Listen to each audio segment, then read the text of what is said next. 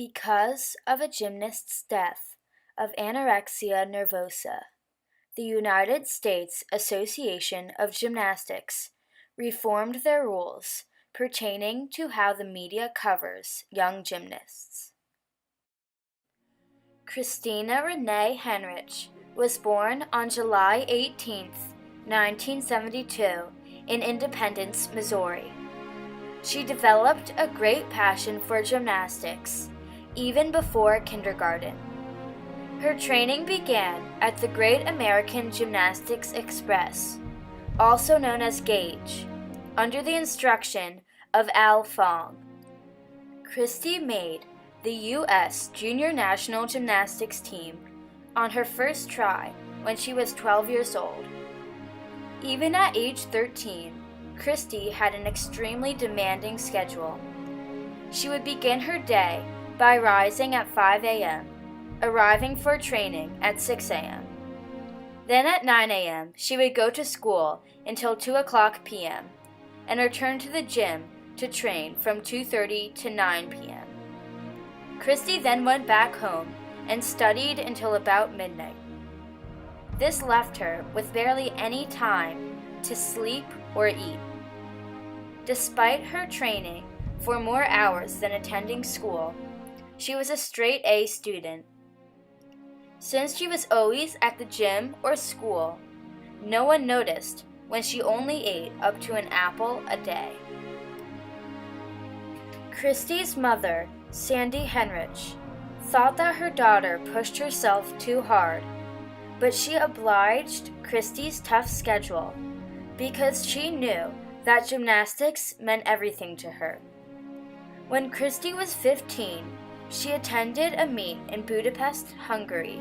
I remember when Christy came home from a meet in Budapest, she weighed about 98 pounds.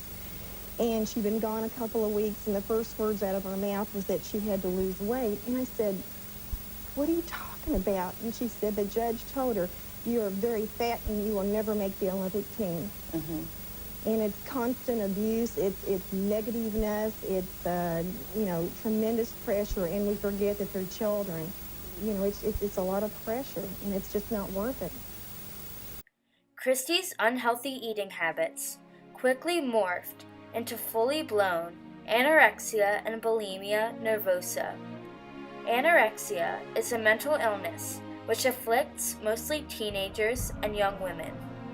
It is an emotional disorder characterized by an obsessive desire to lose weight by refusing to eat. Christy also suffered from bulimia, another eating disorder, in which a large quantity of food is consumed in a short amount of time, followed by feelings of depression or guilt, which leads to self-induced vomiting. The USAG seemed to be blind to the issue. Christy was not able to do anything halfway. Once she wrapped her mind around something, it was there to stay. Nothing could stop her from accomplishing that goal. Her coach Al Fong gave her the nickname E.T. for extra tough because of how driven and courageous she was. Fong noted, "She was her own worst enemy. What she lacked in talent, she gained just from sheer work ethic." Christy attended Fort Osage High School, and in her junior year, she began dating Bo Moreno, who would later become her fiancé. However, Christy's anorexia was worsening. It kind of happened. People ask, "Well, didn't you notice she was losing weight?" It's a real gradual process. It isn't like something that just happens overnight. Wouldn't she always ask you, because you were a wrestler at the time? Yeah. Wouldn't she always ask you for different ways to lose weight? From grade school into college, and she started inquiring how I lost weight for different meets, and I said, well, we did a lot of stupid things. We would use laxatives. We would wrap ourselves up, with plastics and drain our body of water. I mean, unbeknownst to me that she tried all of these. At the 1989 World Championship Trials, Henrich fell on her head twice, and a United States Gymnastics Association official confronted Fong about training Christy too hard. Christy's strength was waning as she ate less, so Fong talked to Christy's parents about his suspicions of an eating disorder. As she lost more and more weight, Fong became alarmed and kicked Christy out of the gym until she gained weight. Fong had been accused before of pushing his gymnasts to and past the breaking point. Julissa Gomez, one of Christy's fellow elite gymnasts at Gage, was pressured by Fong to perform a very dangerous vault skill in competition that she did not feel comfortable or prepared for. Julissa gave into her coach's demands and broke her neck performing the vault. 3 years later, Julissa died as a result of the injury. Fong was sued for the catastrophe, but continued coaching. Fong couldn't believe his eyes when he read the deposition given to him from the Henrich family in support of the Gomez case. He says, "They were saying I called her a fat kid when she was little and things like this, that I worked her too hard. I was sitting here with my mouth open. I couldn't believe it." The words stuck in Fong's mind as Christy's illness progressed. When Christy retired, there was talk of an eating disorder, but the USAG did not want to be connected with the problem.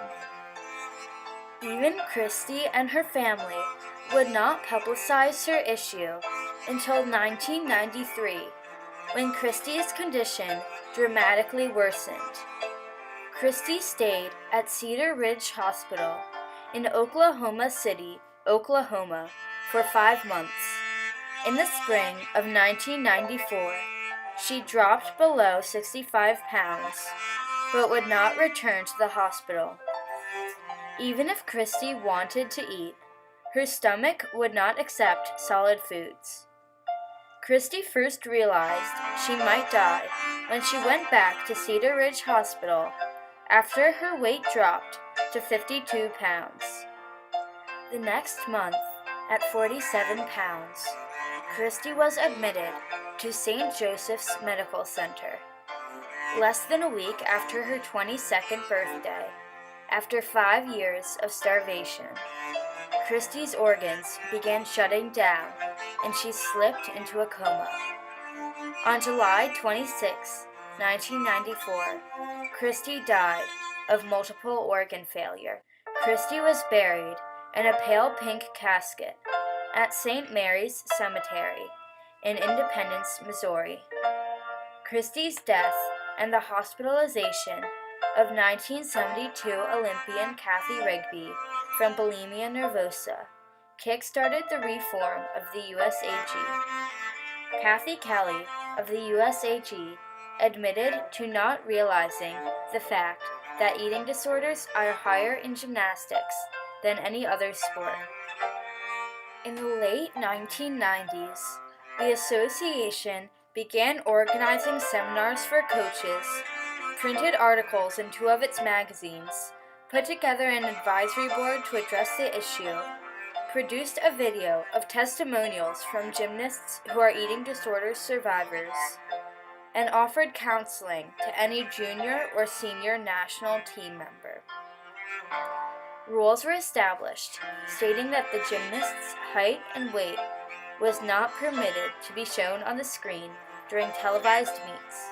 Kathy Rigby, 4 feet 11 and just 89 pounds. Commentators and judges were banned from making remarks on the gymnast's body type or weight. In her back, was out for quite a while. It's a scary injury too, but she came back and she looks better now than she did at USA Championship. Trimmed down and in lots better shape. The fact that a young woman had to die for this rising issue to be addressed is tragic. However, Christy's story has brought awareness to an issue carrying such a large stigma and resulted in reforms that have greatly impacted the sport of gymnastics today, perhaps saving the lives of many other young athletes.